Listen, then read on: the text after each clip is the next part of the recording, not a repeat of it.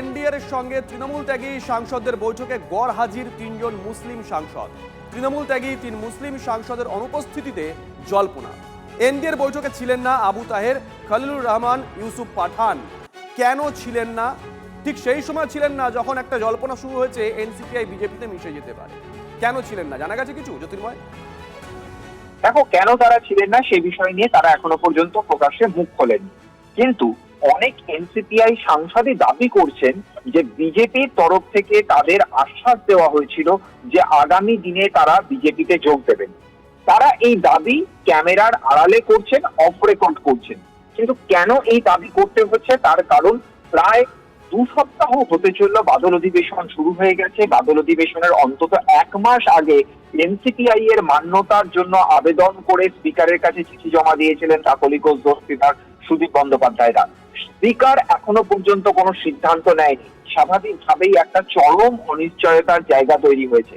আর এই জায়গাতেই অনেকেই দাবি করছেন যে আগামী দিনে তারা সরাসরি বিজেপিতেও মিশে যেতে পারে। আর যখন এই দাবি উঠছে তখন 3 জন মুসলিম সাংসদ তারা যথেষ্ট অস্বস্তিতে পড়েছেন, কারণ তাদের নিজেদের লোকসভা কেন্দ্রের যে রাজনীতির সমীকরণ, সেখানে মুসলিম জনসংখ্যা জনবিন্যাস যথেষ্ট বেশি।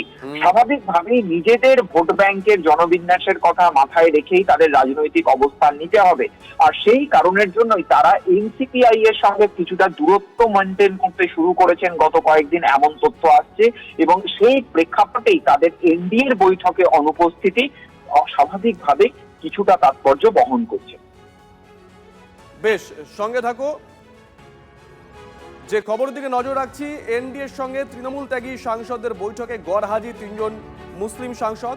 তৃণমূল ত্যাগী 3 মুসলিম সাংসদের অনুপস্থিতিতে একটা জল্পনা তৈরি হয়েছে। এনডিএর বৈঠকে ছিলেন না আবু তাহের, খলিলুর রহমান এবং ইউসুফ পাঠান। বিজেপিতে মিশে যেতে পারে এনসিপিআই। এই জল্পনার মধ্যেই 3 সাংসদের ভবিষ্যৎ পদক্ষেপ নিয়ে অনিশ্চয়তা তৈরি হয়েছে।